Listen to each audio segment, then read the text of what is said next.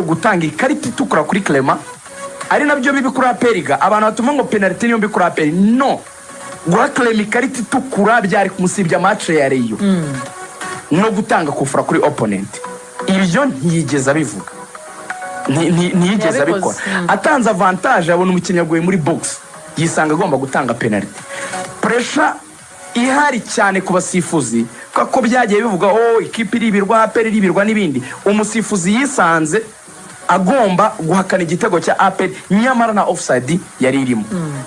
twaganiriye na vice president ushinzwe amarushanwa atubwira yuko ikintu cyonyine bakora ari ukuganiriza abasifuzi bakabagira inama bakagerageza kureba ukuntu bagorora ibintu kugira ngo bisubire ku murongo bave kuri iyo pressure so ni inzego nyinshi zigomba gukorana zigahuriza hamwe kugira ngo icyo kibazo gikemuke ariko muri rusange icyo nemera harimo ikibazo gikomeye cyane rwose muri arbitrage ariko ibi byabaye Rayon sezishize igenda yibwa nandi makipe ubu rero nyine hakwiye kubaho justice ubutabera ku makipe yose ndetse na equity no kutarobanura ariko n'amakipe yisubiremo ibijyanye n'uburyo bw'imikino for information nuko hari amakuru ahari yuko rwose buriya ngo hari n'amakuru ahari ko komisiyo ya arbitrage ishobora kuza guseswa igahinduka hashaka kuza kuba inama iza guhuza Minisiteri ya Siporo Ferwafa ndetse n'ubuyobozi bwa FAPA abaza ari abalegend kuko crisis irahari reka ngwijyanire muri Rayon Sport urabijyanira na match ariko uranajyanirane n'inama yahuje fanbase abahagarariye abafana bayobowe na Dr Norbert bamaze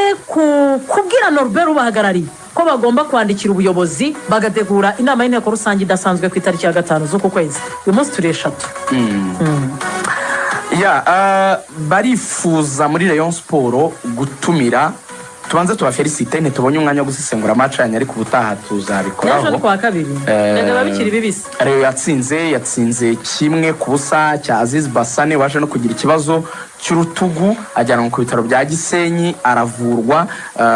turaza gukurikirana turebe niba ari tayari kuri match nabonye ku mbuga nkoranyambaga zabo bavuga ko kuba ari tayari ni kimwe ariko nabonye bavuga ko nyine yatashye no kureba nyine condition arimo niba zimwemera gukora imyitozo ku buryo yazakina match ya APR so rero yatsinze kimwe nasa kuri bara bazatayizamu bayo uyifite ayitanze ntago bakina kuri APR ahubwo wenda na Abedi turaza gukurikirana umwanya nyine wabaye muto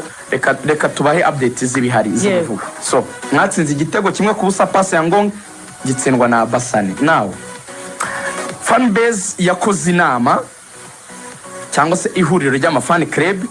abayobozi banzura ko bagomba kwandikira abantu babyumve neza bagomba kwandikira board iyoboye na Muvunyi bayisaba gutumiza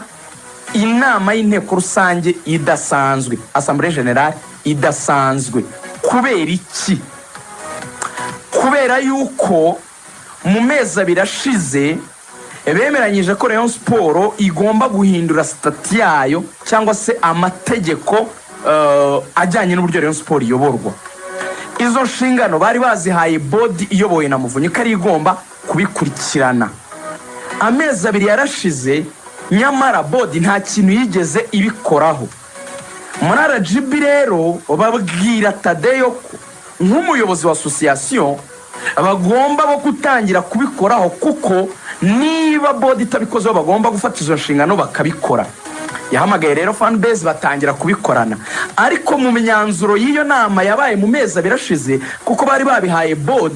basabye board kwitumiza inama y'inteko rusange idasanzwe kugira ngo board bemerere ko yikuyeho izo nshingano bo bari bayihaye nka fanbase noneho bo izibahe bo nka fanbase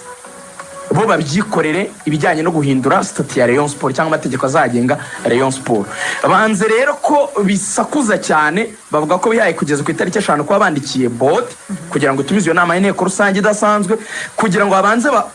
bakine na APR bateguye match ya APR barebe ko bayitsinda match ya APR nirangira wenda iyo nama y'inteko rusange idasanzwe izabe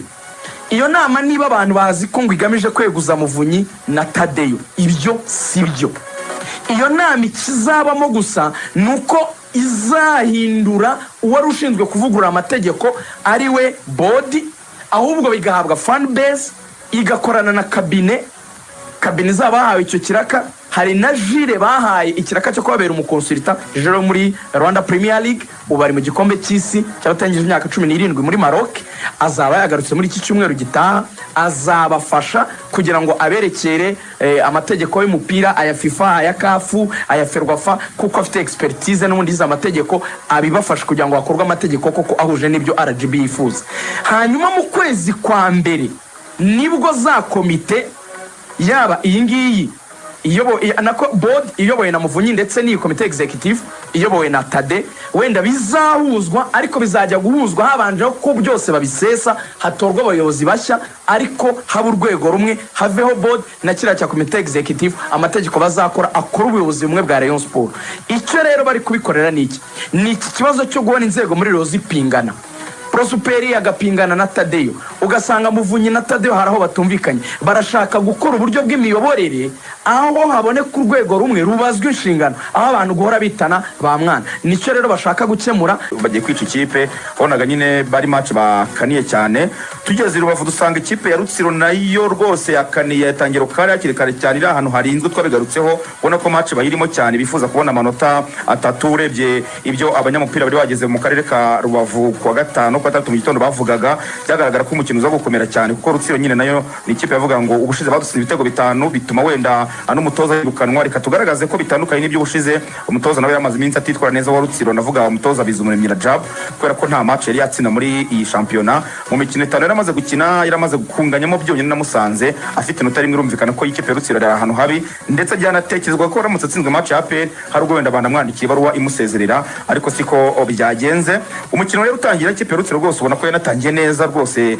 ngiye nkurikije uko nawurebaga nabonaga ikipe ya Rutsiro yatanze APR mu mukino ko bajya bahusha ibitego mu minota ya mbere rwose nk'uyu musore kapiteni wabo mu mbere Mbusa Jeremy babanje kumugusha muri box ariko ubona ko bari kugerageza kubaka uburyo bw'igitego hanyuma arongera asigara n'umuzamu uyu mu mbere arebana rwose na Ishimwe Jean Pierre hanyuma bafite umusore ukina kuri gatatu witwa Kaburaja yaje nawe gukata centre isa naho igenda ibambi ijya mu izamu rya Pierre za kuvanamo abantu batangira kubona ko ikipe ya Rutsiro biza gutandukana cyane n'umukino bari bakiri na APR cyangwa se biza no gutandukana n'uburyo Rutsiro isanzwe yitwara mu mikino babona ko ifite imbaraga gusa APR nyine nayo nk'ikipe nkuru gerageza uburyo bwo gukora igitego ngira ngo ntabwo yari yagerageje uburyo bwinshi wenda uretse nk'uyu musore Byiringiro Gilbert wakinaga azamuka cyane ku mutwe yaje gutera mu gice cya mbere bibanziriza akazi gakomeye cyane ka Hakim Kiwanuka ubona ko mu by'ukuri ari wo mukinnyi wavuga ugerageza kumera neza umusore ufite speed n'igitego batsinze ubona ko ari we wacyubatse wazamukanye umupira wihuta cyane awutanga umuzamu udepoza mu izamu hanyuma Dennis Omedi aza gusubira ku mupira atsira igitego icyo gihe umuntu yavuga ko APR iruhutse abantu baravuze bati yasaga naho iri kurushwa ariko noneho kuba itanze igitego mu mukino yitanze ikipe ya Rutsiro n'ikipe nkuru ahangaha birarangiye iraza kubona amanota 3 igiye gutangira gutekereza uburyo bwo kuza gutsinda igitego cya kabiri ariko ngira ngo kubera ko yabaye impinduka mu kibuga hagati wabonaga ikipe wavuga ngo ntabwo igenda cyane bari bazanyemo Ngabonziza Pacifique wari kuri gatandatu birumvikana ko